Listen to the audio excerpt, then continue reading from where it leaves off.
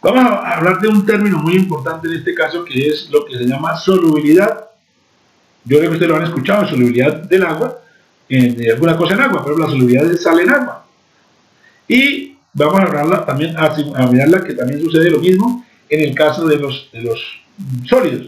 Entonces también vamos a hablar de soluciones sólidas, de solubilidad en sólidos. Cuando eso ocurre, o cuando hablamos de solubilidad, cuando mezclamos dos componentes o materiales, y podemos mirar el comportamiento, cómo es la mezcla de ellos dos. Si se mezclan íntimamente, si se mezclan muy poco, o si no se mezclan absolutamente para nada. El ejemplo más claro de cuando una solución líquida que se mezcla totalmente la agua con alcohol. Usted puede agregar agua con alcohol en cualquier proporción y no puede distinguir dónde está el agua y está el alcohol, porque se mezclan completamente. Puede ser 99 de agua, 1 de alcohol, y no distingue dónde está el 1. Y puede ser 99 de alcohol y 1 de agua, no se distingue. ¿Por qué? Porque se mezclan totalmente. A eso se llama que tiene una solubilidad total. Ejemplos que se dan en el caso de los sólidos, pues es el caso del cobre y el níquel. Estos dos elementos se pueden mezclar en cualquier proporción y usted no puede distinguir dónde está el cobre y dónde está el níquel, porque se mezclan homogéneamente. Vamos a hablar un poco de qué es eso de mezclarse homogéneamente más adelante. ¿Listo? Para eso, pues vamos a ver cómo se forma una aleación sólida. La aleación más sencilla que se puede dar entre dos materiales es la aleación, o entre mucho más, la solución sólida. En este caso consta de unos elementos que están dispersos, en este caso los elementos negros están dispersos dentro de una estructura de otro elemento. Son átomos que están por ahí dispersos, en este caso átomos negros dispersos en la estructura del átomo verde. Se habla de solución sólida cuando los átomos que están llegando no afectan para nada la estructura del metal base, o sea, el verde. Llegan los átomos negros indistintamente, pero la estructura no cambia nada, para nada. Entonces se dice que es una solución sólida. Puede ser sustitucional o puede ser intersticial. Sustitucional si está sustituyendo el átomo, o sea, el átomo que llega sustituye al átomo de la estructura base. Entonces, por ejemplo, aquí el negro llega y se coloca en la posición de un verde. Entonces se van colocando y si van llegando a más negros y se van mezclando y no cambia la estructura, se dice que es solubilidad. O también puede ser intersticial cuando el soluto va y llega y se ubica en las posiciones intersticiales, o sea, en los huecos que deja la estructura del material verde, ¿sí? Entonces, eso se va llenando. ¿Hasta dónde tolera? Pues eso depende. O sea, ¿cuántos átomos negros pueden entrar en cualquiera de los dos sistemas? Pues depende de los mismos átomos como tal. En el caso de la intersticial, depende mucho de lo que se parecen los dos átomos. Entre más se parezcan los dos átomos, pueden los negros sustituir completamente los verdes y no cambia la estructura. Pero tienen que parecerse mucho. Ahorita vamos en las condiciones de que se parezcan. El primero y más lógico es que tengan más o menos el mismo tamaño, porque si van a empezar átomos muy grandes a entrar, van a empezar a deformar o a cambiar la estructura original. Lo mismo pasa en este caso. Los átomos pequeñitos que se meten en los huecos tienen que ser muy parecidos al tamaño del hueco. Si son más pequeños se van a salir, entonces no hay solución. Y si son muy grandes, pueden empezar a generar una cierta compresión en el material verde y cambiar la estructura. Entonces, desde el punto de vista de solubilidad, uno puede hablar de tres casos. Miremos en el caso de las soluciones acuosas, que es la que más conocemos. En la primera diapositiva, en la primera figura, tenemos el agua y el alcohol, que sabemos que se pueden mezclar en cualquier proporción y uno no distingue. Nunca se ve el alcohol en un lado diferente al agua, se mezclan homogéneamente. Hay solubilidad total. El segundo ejemplo es el caso de la sal con el agua. Cuando usted le agrega sal al agua y si es muy poquito, pues usted distingue una sola, o sea, se mezcla homogéneamente. Pero empieza a aumentar hasta un momento dado en que ya la sal, el agua no tolera la cantidad de sal que está llegando y entonces aparece agua con sal, se puede ser saturada y se ve sal en el fondo, queda sal en el fondo, o sea, se ven las dos fases, o sea, la solubilidad llegó hasta cierta cantidad, tolera cierta cantidad, eso es lo que llama solubilidad. ¿Cuánta cantidad de sal llega a contener el agua sin que aparezca una nueva fase? Y existe el tercer caso, que es el agua y el aceite, en el cual usted, por una sola gota de aceite que agrega al agua, o aceite insoluble, alguien me dirá hoy, hay aceite soluble en agua, es verdad, pero el típico, el normalito, pues es insoluble. Entonces usted agrega una gota de aceite y el aceite no se mezcla con el agua nunca, y queda la gotita la primera parte. Si agrega más cantidad, pues usted va a ver una capa de aceite y una capa de agua. ¿Por qué? Porque ellos se diferencian mucho. Lo primero, viscosidad, densidad, entonces no se mezclan, ¿vale? Lo mismo sucede en el caso de los sólidos. Vamos a ver aquí una última cosa con respecto a la solubilidad de los en agua. En agua. Vamos a ver el caso del agua azucarada, o sea, jarabe, el agua con azúcar se le conoce como jarabe. En este tenemos un diagrama de equilibrio de nuestra temperatura con la composición. Mire que aquí tenemos 0 azúcar hasta 100% azúcar, y aquí agua pura hasta que todo es azúcar. Mire, estas serían dos áreas. Esta región dice que es jarabe solamente, o sea, agua con azúcar, que no hay sino agua con azúcar, no se distingue azúcar solo. Pero cuando se pasa de esta línea, pasamos a la disolución, o sea, el jarabe y azúcar sólido. Entonces, en esta parte tenemos toda el área donde el agua, la cantidad de azúcar que puede tolerar el agua. Pero cuando se agrega más de eso, va a quedar el azúcar en forma sólida. Vamos a ver, por ejemplo, el caso de la temperatura ambiente, 20 grados, por decir algo. En 20 grados, mire que a 20 grados centígrados podemos agregar hasta 63 gramos de azúcar y simplemente vamos a tener una fase, ¿cuál? Jarabe. Pero si le agregamos el 64, ya aparece azúcar. ¿Dónde está? Ese azúcar que lo agreguemos va a empezar a sedimentar y va a aparecer en el fondo. Y vamos a ver las dos cantidades. Si hacemos ya 80, pues vamos a tener 63 gramos en solución y 17 en forma de azúcar sólido. Mire que una cosa importante, aquí esta línea, que es la límite de solubilidad, ahí nos indicaría que la solubilidad a 20 grados es 63, tiene una pendiente haciendo que se hace cada vez más pequeña, menor la pendiente y se va yendo hacia la derecha la curva. Eso nos indica que la solubilidad va aumentando a medida que aumenta la temperatura. Por decir algo, a 80 grados centígrados, mire que la solubilidad es de 73, 74 gramos, mayor. O sea que si yo aumento la temperatura del agua, voy a tolerar más azúcar. Vamos a tratar de mirar un posible ejemplo aquí en la cosa. Miremos aquí el caso. Vamos a ver que tenemos a 70 grados, agua a 70 grados centígrados, entonces empezamos a agregar azúcar, y hasta que llegamos ¿cuánto? 70 gramos de azúcar. Entonces, 70 gramos ¿a qué? A 100 mililitros, estamos hablando en porcentaje en peso. 100 mililitros serían 100 gramos, entonces en un momento dado que tengamos 70%, pues vamos a llegar al punto donde estamos acá, 70 grados Celsius, 70%, 70 grados, 70%. Estaríamos acá. ¿Qué nos dice? Que tenemos solo jarabe. ¿Qué pasaría si después de que ya está eso completamente soluble a 70 grados, lo quito el calor, le quito la fuente de calor y entonces ¿qué pasa? Se empieza a enfriar. Cuando se empieza a enfriar, ¿qué pasa? Y empieza a enfriar, mire que va a pasar un momento en que estaba solo jarabe y ahora va a pasar donde hay jarabe más azúcar. O sea, que va a pasar de una parte donde estaba totalmente soluble a una donde hay azúcar sólido. Miremos un poco qué es lo que le puede pasar. Cuando llegue aquí, empieza a disminuir la temperatura. Cuando llega a este punto, ¿qué pasa? El agua ya no tolera toda esa cantidad de azúcar. Entonces, ¿qué pasa? En ese punto, el sólido tiene que empezar a aparecer, porque eso me dice el diagrama. ¿Dónde va a aparecer? Imagínense el recipiente allá.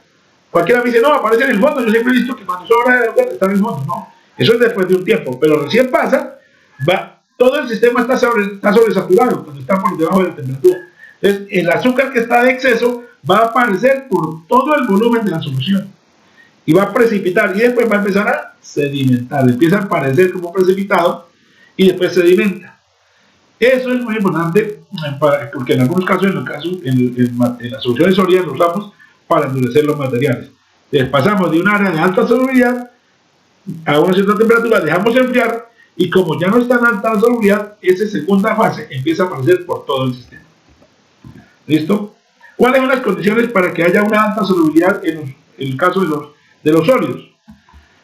Primero, los diámetros de los átomos deben ser muy parecidos, en lo posible que sea menor al 15%. Si es por debajo del 15%, puede haber una cierta solubilidad y va aumentando hasta cuando la diferencia sea cero. Cuando la diferencia es cero, la solubilidad puede ser muy alta. Las estructuras cristalinas deben ser iguales. O sea, hombre, si yo tengo cobre FCC y le estoy agregando otro elemento, si no es FCC, en algún momento la cantidad del otro va a hacer que cambie su estructura. La estructura del nuevo elemento, porque hay tanto nuevo elemento que va a cambiar su estructura. Pero si ambos son FCC, pues yo estoy agregando uno al otro, es posible que se mantenga siempre la estructura FCC. Que no haya apreciables diferencias de electronegatividad. ¿Por qué? Porque si tenemos dos elementos, estamos hablando en este caso de metales, el cobre y el níquel tienen un enlace metálico. porque ambos tienen poquitos electrones de valencia, tienen electronegatividades similares. Entonces, ¿qué pasa? Cada uno trata de liberar sus electrones. Pero ¿qué pasa si un átomo tiene mucho más electronegatividad que otro? El enlace puede en cierto momento empieza a hacerse iónico. Y eso ya cambia la estructura. Ya el hecho de que sea enlace metálico hace que haya un enlace iónico que tiene diferente forma. Y peor en el caso cuando tenemos diferente valencia, ¿cierto? Porque puede existir incluso, o si la electronegatividad también es apreciable, pero sobre todo cuando tenemos diferente valencia, puede existir que no sea iónico y también sea covalente. Recuerden que el covalente tiene unos ángulos específicos, normalmente es direccional, entonces la estructura va a cambiar totalmente. Entonces, si se cumple que tienen menos del 15% de diferencia de tamaño de átomo, la misma estructura y casi la misma electronegatividad y valencia, pues normalmente los materiales serían altamente solubles. Dependiendo de eso, entonces tenemos las soluciones que tienen solubilidad total, o sea, completa, la solubilidad parcial o limitada y la insolubilidad total. Ejemplos, tenemos el cobre y el níquel, que tienen una solubilidad completa, normalmente del 0 al 100%. Ahorita vemos cómo se ve el diagrama. La del cobre y el zinc, que tienen aproximadamente un 30, alcanza a tolerar un 30% de zinc, un poquito más el cobre. Eso sería una solubilidad parcial. Cuando ya superamos el 30, aparecen segundas fases, aparecen nuevas fases que ya no es única, que la condición para que sea solución sólida solubilidad es porque haya una única solución o una única fase. Entonces, cuando superamos el 30, empiezan a aparecer segundas fases. Y no tenemos, en el caso de los metales es muy raro el ejemplo de insolubilidad total. En algunos casos ahorita creo que el selenio oro, el arsénico oro, creo que es de los pocos casos que puede colocarse como ejemplo. Entonces vamos a tener tres tipos de diagramas de acuerdo a los tres tipos de solubilidades. Vamos a tener el tipo 1, que es cuando la solubilidad es total, el tipo 2 cuando la insolubilidad es total, y el tipo 3 cuando hay una solubilidad parcial. ¿Cómo son esos diagramas? Pues lo tenemos aquí, por ejemplo, el de solubilidad total es parecido al del cobre-níquel que vimos, un área donde hay líquido, un área donde hay sólido mezclado homogéneamente, y un área donde tenemos coexistiendo el líquido y el sólido. Este es el típico diagrama de solubilidad total, igualito al de cobre-níquel. El de insolubilidad total, aquí tenemos el arsénico oro, donde tenemos ahora cuatro áreas: líquido aquí arriba, dos áreas aquí en las intermedias y una abajo donde es todo sólido. Pero vamos a ver un poco las diferencias. En esta área que es solo líquido, pues listo, están las dos coexistiendo. Y aquí el líquido va a ver con un sólido, pero ese sólido solamente es el del puro, o sea, el arsénico puro. Aquí sería líquido con arsénico puro. O sea, el oro que haya está en el líquido. Todo lo que se precipite será arsénico. En esta área lo contrario, aquí será líquido más oro puro. O sea, todo el sólido que precipite será que se forme será oro puro. Y debajo de esta área entonces está una mezcla de oro y arsénico. Pero ojo, esta mezcla vamos a tener granos o sitios donde hay oro puro y arsénico puro. No hay mezcla donde haya arsénico con algo de oro y oro con algo de arsénico. No. Zonas de arsénico puro y zonas de oro puro. Y pasamos al tercero, que es el de las insolubilidad o solubilidad parcial. Entonces tenemos el mismo ejemplo del anterior, pero con unas diferencias. Aparecen dos áreas a los extremos. Esas áreas son las conocidas como áreas de solubilidad, o sea, donde hay solubilidad sólida. En este caso, esta área de la izquierda va a ser, este caso, cobre-plata. En este caso es cobre con algo de plata, con la estructura de cobre, y la plata entra en el cobre sin modificar, la plata entra en el cobre sin modificar el cobre. Y aquí es cobre con algo de plata, perdón, plata con algo de cobre. El cobre entra en la estructura de la plata, se distribuye por ahí aleatoriamente sin modificar la estructura de la plata. La estructura aquí sigue siendo la plata. Esta sería el límite de solubilidad. Cuando llega aquí, aquí plata, sólido, solución sólida. Cuando llega aquí, mire que ya aparece una nueva fase. Va a aparecer, entonces ahora sí, soluciones sólidas, pero de dos fases. Por lo tanto, ya se acabó el área de solubilidad. Miremos desde el punto de vista miremos qué información nos da un diagrama de fase, y para eso vamos a hacerlo con el diagrama más sencillo, el diagrama de tipo 1, en el cual solamente tenemos líquido, sólido y una región entre líquido y sólido. Sin embargo, Las cosas que vamos a aprender aquí aplican para cualquier otro sistema, por más complicado que sea. Entonces, vamos a tener, primero en este caso, se va a llamar línea de líquidos, aquella línea por encima de la cual todo el material es líquido. Y vamos a llamar línea de sólidos, aquella línea por debajo de la cual todo el material es sólido. Y en el intermedio vamos a tener el área del líquido, coexistiendo el líquido con el sólido. En este caso, en este punto vamos a tener la temperatura de solidificación de A puro, y aquí vamos a tener la temperatura de solidificación de B puro. El caso más típico, el cobre-níquel que decíamos, entonces tenemos la temperatura de solidificación del cobre 1085, la de níquel 1455, y por la mitad valores intermedios, por decir algo, a 40% de níquel, la solidificación está entre 1240 y 1280 grados centígrados. Y ahí coexisten sólido y líquido. Miremos ahora sí qué información nos da un diagrama de equilibrio. Nos da 5 cosas: la temperatura de líquidos sólidos, cuál fase hay, cuál es la composición de cada fase, cuál es la cantidad de cada fase y cuánto es y cómo ocurre la solidificación de aleaciones. Miremos cada una de ellas. La temperatura de líquidos y sólidos.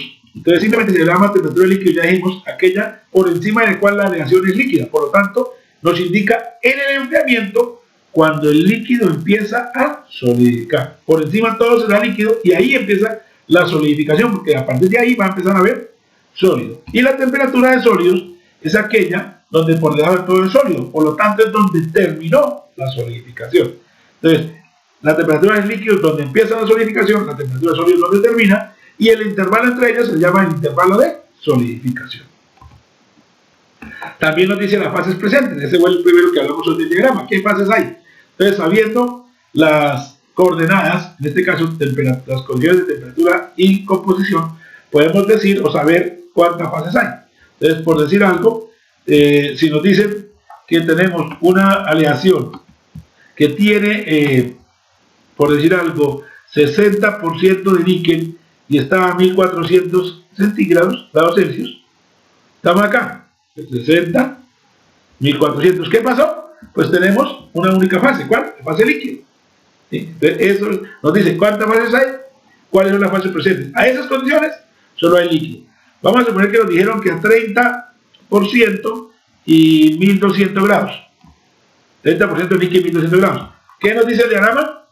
Que hay sólido y hay líquido, porque está en la zona intermedia. ¿Listo? Entonces nos digo que hay dos más. Y lo mismo el ejemplo si fuera abajo. ¿Listo? Eso es lo segundo que nos da, las fases presentes. Lo tercero que nos da, la composición de cada fase. O sea, no nos dice solamente cuántas fases hay, sino qué composición tiene cada uno. Ojo, y las composiciones de las fases normalmente son diferentes. O sea, yo tengo líquido y sólido, y el líquido puede tener más níquel que el líquido. El sólido tiene más níquel que el líquido, ¿no? Vamos a ver y cómo se construye. Entonces vamos con el ejemplo que tenemos aquí. Vamos a suponer que este es del cobre y el níquel y que tenemos una composición del 40% de níquel. El sistema, lo que agregamos, tiene 40% de níquel y es a 1250 grados centígrados. Entonces tenemos este puntito, el punto, esta es la condición en la que estamos, 40 y 1250, entonces estamos en este punto. En ese punto, ¿qué vamos a hacer ahora para saber qué composición tiene cada fase? Trazamos una línea horizontal, la que tenemos ahí, esta línea horizontal, ¿cierto? La trazamos ahí, esa línea horizontal, ¿listo? Vamos a deshacer para no ver esa línea que está ahí, vamos a hacerlo mejor. Esta lineecita que está ahí, ¿listo? La trazamos. Cuando trazamos esa línea, si estamos dentro de un área de dos fases, nos va a llegar a un punto donde toca cada una de las dos fases que estamos. Mire que aquí esta línea tocó aquí, la fase que pasa a líquido y la parte donde pasa a sólido. Aquí donde pasa a líquido, bajamos y miramos la composición. Esa composición que nos da aquí es la composición que tiene el líquido en este punto. ¿Cuál es? Entonces, cuando yo tengo 40% de níquel y 1250 grados centígrados, hay un líquido y ese líquido tiene ¿cuánto? 22% de níquel. O sea, el líquido tiene 22% de níquel. Y el sólido tendría, nos vamos acá, aquí toca sólido, el sólido tendría 57% de níquel. Entonces, el líquido 22 de níquel, el sólido 57 de níquel. ¿Cómo? Trazando la línea y bajamos y encontramos los dos valores. No hay ningún problema en ese sentido. ¿Listo? Bueno. También nos dice la cantidad de cada fase. Ojo, aquí vamos a hacer un pequeño cambio en la figura para que sea un poquito más real, porque aquí era un poco académica, pero vamos a irnos a la real y a colocar un punto que no sea en la mitad para evitar confusiones. Vamos a suponer que nos dijeron, vamos a colocar que nos dieron la composición de 35% de níquel, ¿cierto? 35% de níquel, o sea, esta composición a 1250 grados, o sea, exactamente en este punto. ¿Listo? Eso que nos dice primero, que estamos donde hay sólido y líquido. Trazando la línea, mire, encontramos que aquí tenemos que aquí llegó al líquido, por lo tanto la composición del líquido es de ¿cuánto?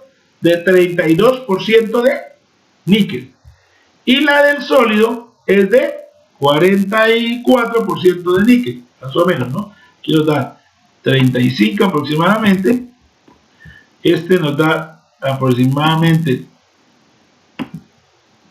se me fue, perdón que aquí se me fue, toca la línea de acá.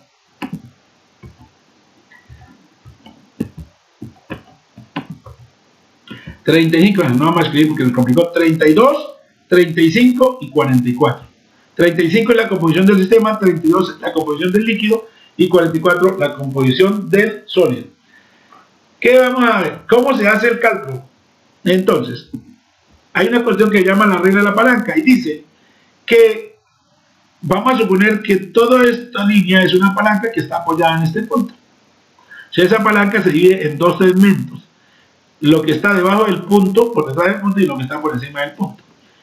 Y nos dice que la cantidad que hay de esta fase, ¿cuál es? La de líquido, la cantidad de líquido, no la composición de líquido, la cantidad de líquido que hay es proporcional al segmento contrario de la palanca, ¿cierto? Eso es lo que nos dice, que es la cantidad de líquido es proporcional al segmento contrario de la palanca. Por lo tanto, si esta es la palanca completa, yo diría que de líquido más o menos hay, si consideramos que la palanca es 100%, habrá más o menos un 70%. Y de sólido, la palanca contraria será proporcional, habrá más o menos un 30% de sólido. A ojo, ¿cómo hacemos con cálculos? Pues simplemente si consideramos que la palanca es 100%, entonces podemos decir que de sólido, por decir algo, habría este segmento dividido por el segmento, por la palanca total por 100. ¿Cuánto es este segmento? Pues será 35 menos 32. 35 menos 32 dividido el segmento total. ¿Cuánto es el segmento total? 44 menos 32 por 100. 35 menos 32 da 3, sobre 44, 3 sobre 12, nos daría 25%. ¿Y cómo hallamos el del líquido? El del líquido pues sería la palanca contraria, entonces sería 44 menos 35, sería 9, dividido 12 por 100, nos daría un 75%. ¿Cierto? Eso es basado en aquí está la deducción de la regla de la palanca, ustedes la mirarán, la miramos de otra clase, pero ¿qué es lo que dice la regla de la palanca en general? Que el porcentaje de una fase es igual al brazo de la palanca opuesto sobre la longitud de la palanca. Lógicamente, para hacerlo matemáticamente lo hacemos con las composiciones. Entonces será la composición del sistema menos la composición de la fase contraria sobre la cantidad, la palanca total, así como lo hicimos ahorita. Esto se aplica solo en regiones donde haya fases binarias, o sea, donde haya dos fases. No aplica para cuando hay una sola fase, solo cuando hay dos fases. Ahorita miramos qué pasa cuando hay una sola fase. Y se aplica para calcular la cantidad relativa de cada una de las dos fases, teniendo en cuenta que las composiciones en los extremos de la palanca son las composiciones de cada una de las dos fases. Vamos a mirar qué pasa, vamos a adelantarnos aquí para ver qué pasaría en el caso donde no es una zona de dos áreas, sino una zona de dos fases, sino en una. Es lo que acabamos de calcular, es que estuviéramos acá. Pero ¿qué pasa si estamos acá? Digamos 25%, 1300 o 1250 acá. ¿Qué pasa? Estamos en la zona donde hay solo líquido, por lo tanto hay una única fase. Si el sistema tiene 25% y como hay una única fase que toda tiene las mismas propiedades, pues lo lógico es que esa única fase tenga la composición del sistema, por lo tanto no hay que hacer cálculos. Si la composición del sistema original es 25, pues el líquido tendrá 25%, no hay que hacer ningún cálculo. Cuando hay dos fases se aplica la regla de la palanca. Cuando hay una sola fase, simplemente la composición de la fase es la composición del sistema. Por último, miremos Les decía que también nos puede indicar cómo es la solidificación de una aleación. Cuando solidificamos una aleación lo podemos hacer de dos formas. Hacerlo muy lento para que se haga en equilibrio, y entonces si lo hacemos muy lento, lo que pasa en el sistema nos lo va a decir el diagrama de equilibrio, porque el diagrama de equilibrio está basado en que los procesos se den muy lentamente para que lo que haya de ocurrir, ocurra. En cambio, en la práctica, en la vida real, nosotros no podemos dar el lujo de enfriar demasiado lento una pieza, esperar ahí, ¿por qué no? Porque ya viene la otra cantidad de líquido a hacer más piezas, entonces hay que solidificar la pieza, sacarla y dejar el pasto para ir llevando la pieza y hacer nuevas piezas. Pero lo que sí podemos hacer es después hacer un tratamiento. Cuando hacemos eso tan rápido, ocurre algo que llama la segregación, porque no hay una distribución homogénea de los elementos. Vamos a mirar qué es lo que pasa. Vamos a mirar primero cuando hacemos muy lento el sistema. En este caso vamos a usar como ejemplo un cobre níquel que tiene 35% de níquel. Entonces, si estamos a 1300 grados centígrados, todo es líquido. Una única fase líquida. ¿Y qué composición tiene? Como hay una sola fase, pues tiene la composición original, que es 35. ¿Listo? ¿Qué pasa cuando tocamos aquí la línea de sólidos? Un poquito más abajo. Pues van a empezar a aparecer los primeros embriones núcleos. ¿Se acuerdan que ya vimos núcleos? Esa primera cantidad de átomos que empiezan a pararse, a unirse para formar el primer sólido. Ese primer sólido, ¿qué composición tiene? Pues si aplicamos regla a la palanca, va a tener la composición que toque el sólido allá. ¿Cuánto? 46% de níquel. O sea, ese primer sólido que se forma tiene 46% de níquel. Vamos a suponer inicialmente que hacemos eso muy lento. Entonces, hacemos demasiado lento. Vamos a pasar de B a C. ¿Y en C qué tenemos? Que el líquido tiene 32% de níquel y el sólido tiene 43% de níquel. O sea, ese sólido más grande, todo tiene 43. Miren que empezó con 46. Entonces, como le damos tiempo, difunde el líquido al sólido y todo eso, y se forma un sólido único de 43% de níquel. Seguimos bajando, por aquí abajo encontraremos uno de 40% de níquel, lo mismo. Le dimos tiempo y todo el grano tiene 40. Cuando llegamos al punto D, vamos a llegar a donde termine de solidificar. Mire que el sólido, el líquido tiene 24% y el sólido tiene 35% de níquel. Pero como hubo demasiado tiempo, todo el sólido va a tener 35% de níquel, y por lo tanto tenemos un grano que todo tiene 35% de níquel. Pero ¿qué pasa en la práctica, en lo real? Pues que nosotros no podemos darnos el lujo de enfriar aquí muy lentamente. Entonces, ¿qué pasa? Enfriamos en 35, no hay problema, líquido 35, pero cuando llegamos aquí, el primer sólido se forma a 46, pero seguimos enfriando muy rápido. Entonces resulta que el segundo sólido que se forma, el sólido que se formó a 1260, es de 46, el que se formó a 1240 tiene 43, el que se formó a 1200 tanto tiene 35. Como fue tan rápido, los átomos no alcanzan a difundirse, por lo tanto vamos a tener un núcleo que tiene 46, otro que tiene 43, otro que tiene 40, otro 38 y el último tiene 35. A eso, que un mismo grano tenga diferentes composiciones, se le llama segregación, y es muy malo para las propiedades mecánicas, disminuyen considerablemente. ¿Qué podemos hacer? ¿Esperar en el patio a que se haga la solidificación muy lenta? No, no podemos hacerlo, tenemos que hacer la solidificación rápida, pero tenemos una solución. Después de que está solidificado, sí podemos llevarlo a un horno donde esté a alta temperatura, lo mantenemos un tiempo y entonces por difusión, recuerden que la difusión ocurre para disminuir los deltas de concentración. Pues como este tiene 35 y este 46, pues estos empiezan a caminar para allá y los del otro elemento empiezan a caminar para acá hasta que toda la pieza esté de 35%. ¿Ven? Para finalizar el tema, vamos a hablar de qué ocurre con nosotros dos tipos de diagramas, el tipo 2 y el tipo 3. El tipo 2, recuerden que hablábamos que era líquido más sólido A más sólido B y sólido A más sólido B. En él aparece un punto importante donde se unen estas dos áreas. A ese punto le llama el punto eutéctico. ¿Por qué? Porque ahí ocurre una reacción que se llama reacción eutéctica. ¿Qué es? Si cogemos esa composición del 40% y lo llevamos acá al estado sólido, líquido, perdón, y lo vamos a enfriar, cuando llegue aquí, miren que el líquido se convierte no en un sólido como ocurre en la solidificación, sino se convierte en dos sólidos, sólido A y sólido B. ¿Por qué? Porque hay pedazos, zonas de sólido A puro y zonas de sólido B puro. Entonces a eso se le llama reacción eutéctica, cuando un líquido durante el enfriamiento se convierte en dos sólidos. Hay otros tipos de reacciones que miraremos en la siguiente clase.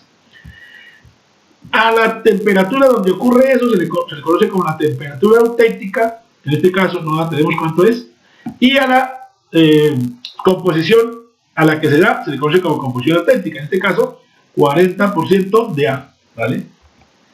La temperatura, la reacción sería líquido durante el enfriamiento a la temperatura auténtica se convierte en sólido A más sólido B. Miremos cómo sería la solidificación de tres aleaciones de este sistema. La aleación euténtica, o sea, en el punto euténtico, la hipoeuténtica y la hipereuténtica, hipo por debajo de la auténtica y hiper por encima de la auténtica.